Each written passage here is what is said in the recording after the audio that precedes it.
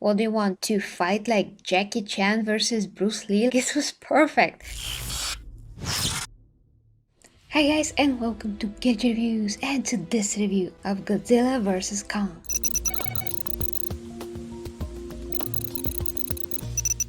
So guys, when this movie was first announced, I wasn't really that excited. Then we had the trailers and it seems like the movie is gonna be super exciting. And the previous movie, I only watched halfway, so I had to finish that first. Well, yesterday I finished the previous movie and I gotta say I like it. It's not like super impressive, but it was good enough, you can say. And now, right after it, I saw this one. So what do you think about it? Overall thoughts guys, this movie is great. I mean, it was fun. It's not Shakespeare. I don't know if anyone expects this to be extremely sophisticated and philosophical. Of course, it is not, but it's actually a lot more than I personally expected because there's a lot of lore behind the two monsters, especially behind Kong and how that relates to Godzilla, or at least to certain aspects. So that to me was very fascinating to see. So let's say the monsters and the monster fights were epic. They were pretty awesome, that's what I'm gonna say. I love how Kong was portrayed. I love the depth into him because he actually had a lot of depth to his character, some elements that really surprised me. I really like how Godzilla was Godzilla. I mean, he was amazing and himself. So I love the CGI, by the way. I love the special effects, love everything about them. They look more photorealistic than ever. Some of the movements are still feeling like they're not real life accurate, but then again, those are giant monsters to begin with. The human characters had a lot less screen time this time, which for me was great because I don't care about the human characters that much, if at all. Millie Bobby Brown's character was a lot less in this movie and she didn't really have a lot to do, or her role wasn't substantial as previously was. Basically, her being in the movie along with the other characters that accompanied her was pretty much useless, you can say, except for the fact that they doing certain things revealed other certain things. But besides that, they were kind of just there so we can see those places basically and those discoveries. How Chandler's character surprised me because he is actually even less of a part of this movie, but once again he wasn't really needed. And the Kong guys, they were more interesting, like by a mile.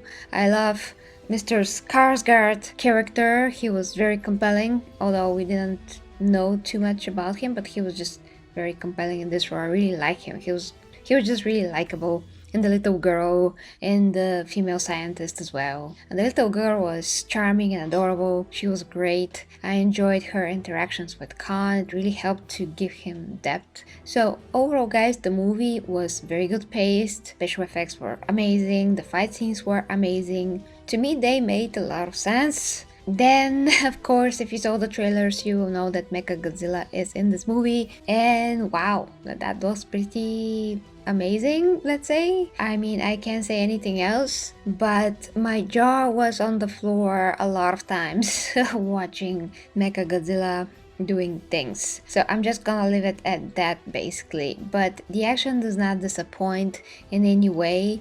The lore and the fascinating things that are around Kong and some other things were really interesting. I mean, I'm super happy that I saw the previous movie because they did touch upon some things that come straight from what was discovered in the previous movie about how Godzilla moves so quickly around the earth. So that was one of the most interesting things. So guys, I think that this movie is the best. This fourth movie is the most substantial and I loved it the most, and I will watch it again. I loved it so much that I really want to watch it again. So guys, I would say that Godzilla vs Kong, I will give it 8.5 out of 10 because it's really awesome. I would actually give it a 9, but I know that that's kinda not really objective if you compare it to some other movies, but it's really up there. I mean, I don't remember when I had such a good time with the movie, honestly, and it's a bit more substantial than other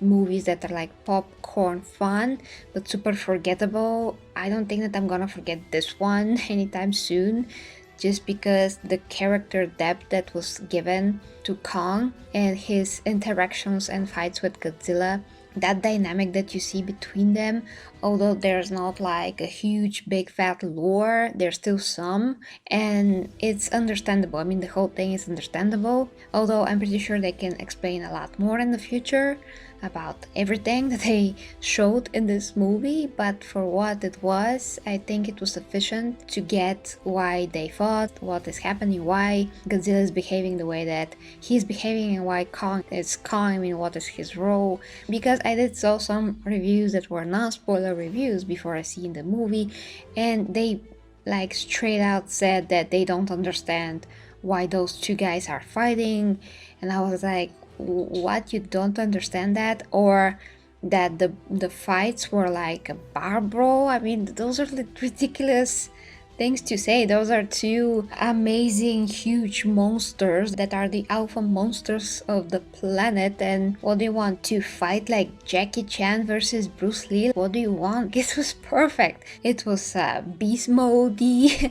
I mean, it was effective, it was logical, it was all that you can imagine that, you know, it should be when such monsters fight, according to their nature and their physiology, you can say. I mean, this happened to me before a lot of times when I watch other reviewers, that they just come out with the most ridiculous negatives to a movie, and mostly it's because they just don't understand what they're watching. Like, literally they don't. But it was very clear from the very beginning what the movie was about, where the plot was going, and why Godzilla Kong will fight as soon as they meet. And yeah, all of that was like perfectly clear. And although the movie was rather predictable for the most part, it didn't really matter because it was going the way it was supposed to be going. I mean, things went in some kind of a natural flow. I don't know how to explain it, but if it went in any other direction, it wouldn't make any much sense. The story, as well as it was told, was pretty fine to me and compelling enough. So I would say it's a great freaking movie, guys, and it's worth to see in the big screen. But judging by the current situation, probably you'll watch it on HBO Max, on whatever platform you can. But it's totally worth to see in any case. So 8.5 out of 10, guys.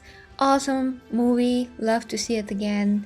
And I would totally recommend it. If you love Godzilla and if you love King Kong and such kaiju types of huge monsters movies, you'll get it all here. Actually, from all the kaiju types of movies and big robots like Pacific Rim, all of those, this to me is the best. I mean, I really love this the most out of all of them. That is my review of Godzilla vs. Kong, a non-spoiler review. Let me know what you think in the comments. And thank you very much for watching. If you like to support me, you can check out my OnlyFans, where I do my meaningful sex educational content, plus fitness and health, and some occasional physique updates. And of course, there's always Patreon and PayPal. If you're a Warhammer fan of any kind, you can join my Golden Astartes Discord server. Till next time with me, KG Reviews, guys. Bye bye.